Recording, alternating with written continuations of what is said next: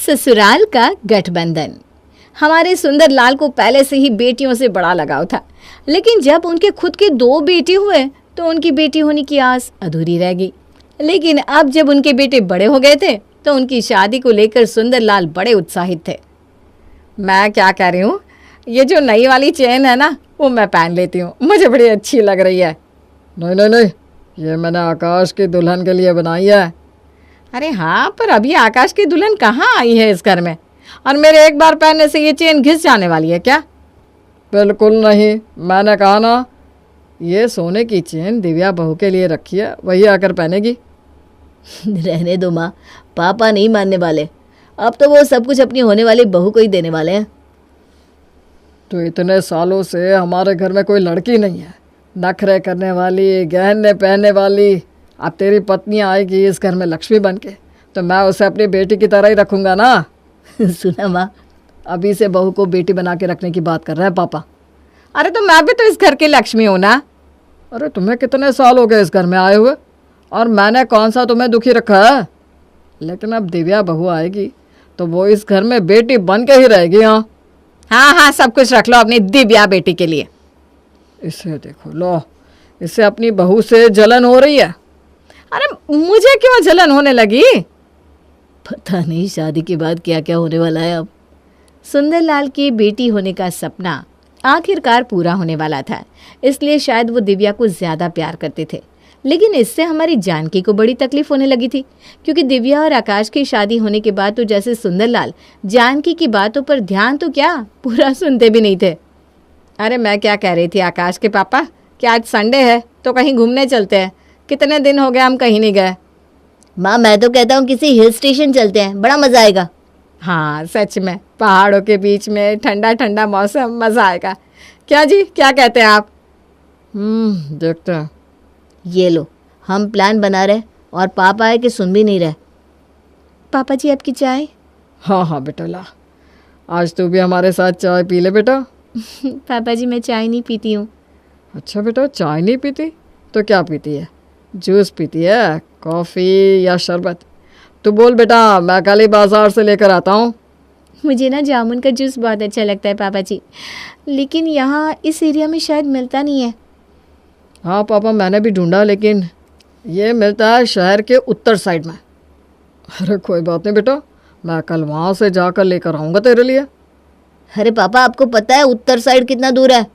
हाँ पता है मुझे, मैं इस शहर में तुझसे पहले से रहता हूँ, लेकिन दिव्या बहू को पसंद आया तो मैं जाकर ले आऊँगा। इसी बहाने घूम भी आऊँगा उस साइड। पापा, यहाँ मैं और मम्मी कब से आपको कह रहे हैं कहीं घूमने चलते हैं, घूमने चलते हैं, तो आप सुन भी नहीं रहे थे। और अब भाभी के लिए आप इतनी दूर से जामुन का जूस लेने जाने तैयार हो। अच्छा जानकी, तुम कुछ कह रही थी क्या? आपको मेरी बात सुनाई कहाँ देती है वैसे भी। हाँ, जब बात आपकी बहू की आती है तब तो आपको आसमान से तारे भी कोई कह दे तो वो भी ले आएंगे। अरे ऐसा कुछ नहीं है। अनुज मौके का फ़ायदा उठाता है और दिव्या से जाकर कहता है कि वो सुंदरलाल से कहे कि उन सबको कहीं घुमाने ले जाए। भाभी, आप कहो ना पापा से, वो जल्दी मान जाएंगे आपकी बात। हाँ अनुज सही कह रहा है, तुम्हारी बात पापा नहीं टाल सकते, तुम बोलोगी तो हाँ कह ही देंगे। अरे मैंने अभी कहा तो उनसे बाहर चलने के लिए। माँ, आपकी बात तो पापा सुन भी ले तो बड़ी बात है। अरे भाभी तो कहेंगे तो मान ही जाएंगे। हाँ, तेरी भाभी की बात मान जाएंगे। जाओ जाओ, पापा से बात करो। हाँ ठीक है, जाती हूँ। पापा जी, मैं ये कह रही थी कि। हाँ बेटा, कहो ना, कुछ चाहिए तुम्हें? पापा जी, हम सब कहीं घूमने चले प्लीज़, मेरा बड़ा मन है। अच्छा तुम्हारा मन है तो चलते हैं बेटा, कल ही चलते हैं घूमने। बोलो कहाँ चलना है तुम्हें? मेरी बात को तो ये कानों तक भी नहीं लगने देते, और यहाँ देखो कहाँ चले गए। दिव्या बहू के आने से पहले कम से कम मेरी थोड़ी बहुत तो चलती थी, अब तो लगता है मेरी सरकार ही ढीली पड़ गई है। हर सास की तरह जानकी को भी लग रहा था कि उसकी सत्ता हाथ से जा रही है, इसलिए वो अपनी हुकूमत बनाए रखने के लिए दिव्या को झुकाने में लगी थी। अरे दिव्या बहू, यह सब तुमने क्या बना दिया है? ये पास्ता, नूडल्स, यह सब तेरे पापा जी नहीं खाते। अरे ये तो उन्हें हजम भी नहीं होता, तुम एक बार पूछ तो लेती कम से कम। वो मुझे लगा कि कुछ नया खाएंगे तो सबको अच्छा लगेगा, इसीलिए मैंने बना दिया। यही ना, आजकल की लड़कियां सास से कुछ पूछती तो है नहीं, बस अपनी अपनी चलाती रहती है। अब देखो हो गया ना नुकसान, अब फिर से कुछ अलग से बनाना पड़ेगा। मैं अभी पापा जी के लिए कुछ दूसरा बना देती हूँ। अरे नहीं नहीं बेटा, किसने कहा मैं ये सब नहीं खाता हूँ। अरे जब मैं ये सब बनाती थी तब तो आप मुझे इतना डांटते थे कि क्या बनाया है, मुझसे ये सब खाया नहीं जाता, मुझे हजम नहीं होता। अरे वो तो इसलिए क्योंकि तुम्हें ये सब अच्छे से बनाना नहीं आता था। लेकिन देखो दिव्या बहू ने कितने अच्छे से सब बनाया है, मैं ज़रूर खाऊंगा। अरे लेकिन आपको तो ये सब हजम नहीं होता ना। अरे दिव्या बहू के हाथों में जादू है। लाओ बहू, आज तो मैं सब कुछ खाऊंगा। जी पापा जी। मम्मी, लगता है आपकी सत्ता छीन चुकी है। अरे चुप कर। देखा नहीं पापा कैसे दिव्या भाभी की हर बात मानते हैं। मुझे तो अब से जो काम करवाना होगा दिव्या भाभी से कह दूंगा, क्योंकि मुझे पता लग गया है दिव्या भाभी को पापा कभी मना नहीं करते। तू पार्टी बदल रहा है क्या? हाँ, मम्मी के चमचे। अरे आकाश भाई, जिसके पास सत्ता होती है वही अपना फायदा है। अरे तू भूल मत, मैं तेरी माँ हूँ।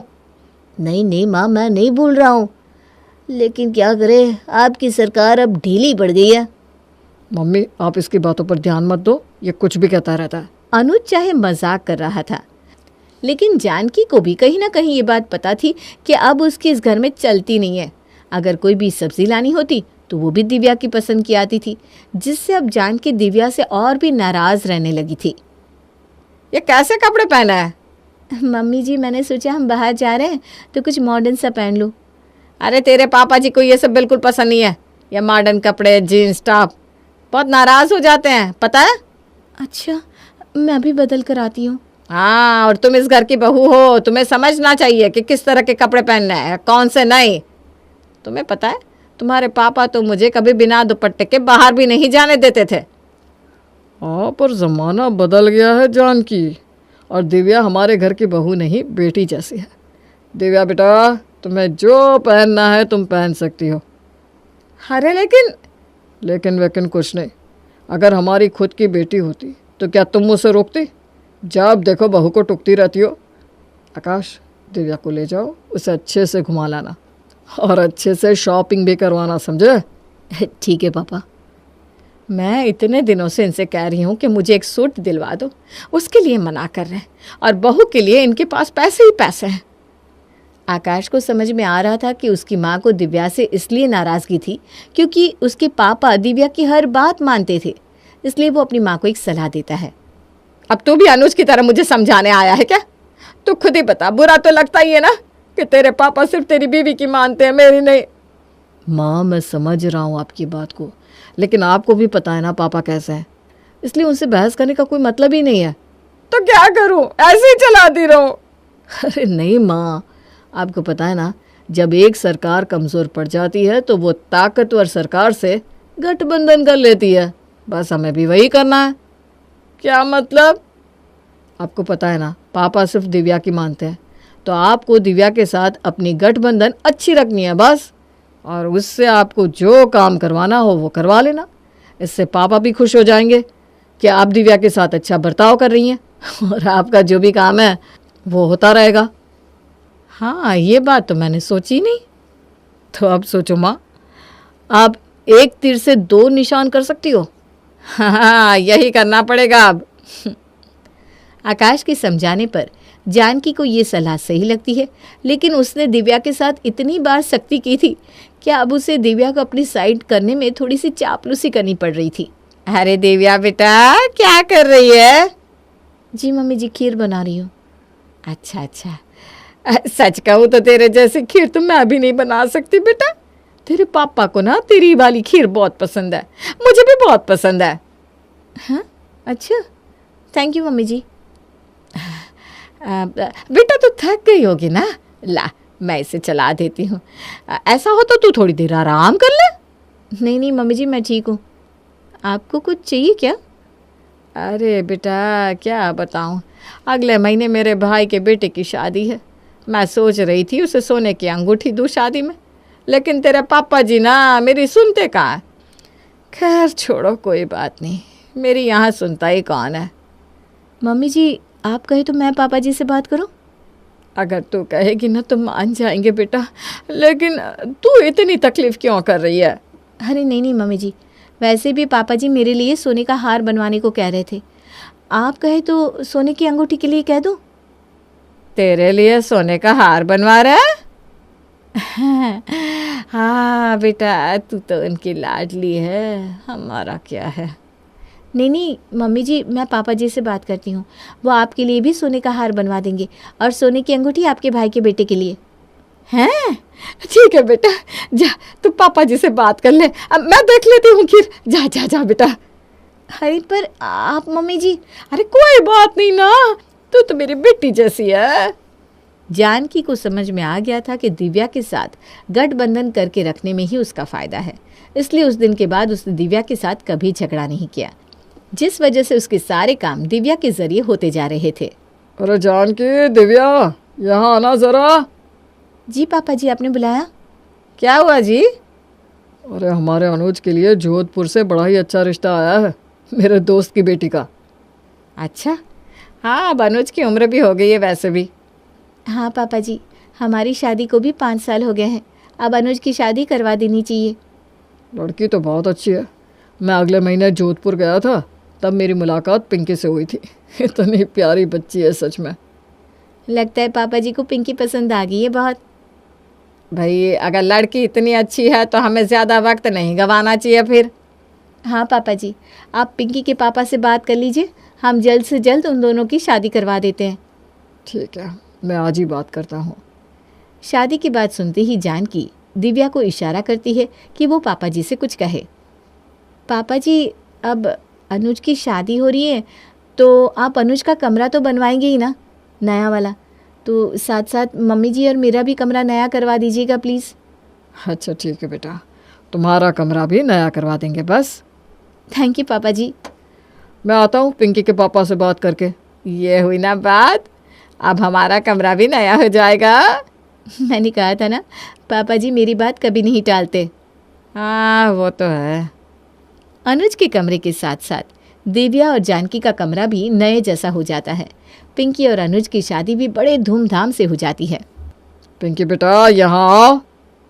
जी पापा जी। ये लो तुम्हारे लिए हीरे की अंगूठी। हीरे की अंगूठी? ये तो बहुत महंगी लग रही है पापा जी। हाँ, तुम्हारे पापा ने बताया था कि तुम्हें कब से हीरे की अंगूठी चाहिए थी, तो मैंने सोचा कि तुम्हारे लिए तोहफा ले आओ। अब तुम हमारे घर की बहू जो बन गई हो। बेटा तुम्हें अगर किसी भी चीज़ की ज़रूरत हो तो मुझसे कहना, ठीक है? जी ठीक है पापा जी, थैंक यू। लाइए पापा जी मेरी वाली अंगूठी। अरे दिव्या बेटा, अब आपको कितने साल हो गए, अब आप बड़ी हो गई हैं, अब पिंकी का वक्त है। मैंने सिर्फ उसके लिए ही हीरे की अंगूठी बनवाई है। लेकिन पापा जी आज तक तो आपने मेरे लिए हमेशा हर चीज़ बनवाई है। अरे बेटा अब आप पुरानी हो गई हो, अब तो पिंकी का समय है, उसका ध्यान रखो। तुम और तुम्हारी सास अब पिंकी पर ध्यान दो, ठीक है? लगता है सरकार फिर से बदल गई है 5 साल बाद। दिव्या को यकीन नहीं हो रहा था कि उसके ससुर ने हीरे की अंगूठी सिर्फ पिंकी को दी, उससे नहीं। इस बात से वो काफ़ी नाराज़ थी। मम्मी जी, ये तो पिंकी के आते ही पापा मुझे भूल गए। हाँ, जैसे तेरे आते ही मुझे भूल गए थे, ठीक वैसे ही। नहीं नहीं नहीं, ऐसा नहीं हो सकता। पापा जी मुझे अपनी बेटी की तरह रखते हैं। अभी तो मैं सोच रही थी कि हम पापा से कहेंगे कि नई कार ले लें। हाँ, लगता है अब तो वो भी नहीं होगा। ऐसे कैसे? मैं कहूँगी पापा जी से, वो मेरी बात कभी नहीं टालेंगे। कोशिश करके देख ले। दिव्या सुंदरलाल के पास जाती है। उसे यकीन था कि उसके ससुर उसकी कोई बात नहीं टालेंगे, लेकिन अब सच में दिव्या की सरकार बदल चुकी थी।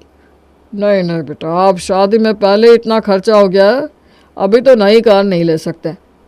पापा जी, आज से पहले तो आपने मेरी कोई बात नहीं टाली। बेटा अब आप इस घर की बड़ी बहू हो, आपको 5 साल हो गए, अब छोटी बहू आ गई है, आपको बड़ा बन के रहना चाहिए। जी पापा जी। दिव्या को समझ में आ गया था कि अब उसकी दाल नहीं गलने वाली। अब जानकी और दिव्या ने एक और फैसला लिया। पिंकी, क्या कर रही हो? खीर बना रही हूँ भाभी। अच्छा, सच कहूँ तो तुम्हारे जैसी खीर कोई नहीं बनाता। जानकी और दिव्या ने अपनी सरकार को बचाने के लिए पिंकी के साथ गठबंधन कर लिया। अब पिंकी के कंधे पर तीर रखकर जानकी और दिव्या दोनों अपनी हुकूमत को बरकरार रखे हुई थी। तुम्हें अच्छी लगी ना ये कार पिंकी बहू? हाँ पापा जी, बहुत अच्छी है। थैंक यू, आपने मेरी इच्छा पूरी कर दी। हाँ, पिंकी की इच्छा। जानकी और दिव्या एक दूसरे को आंख मारते हैं।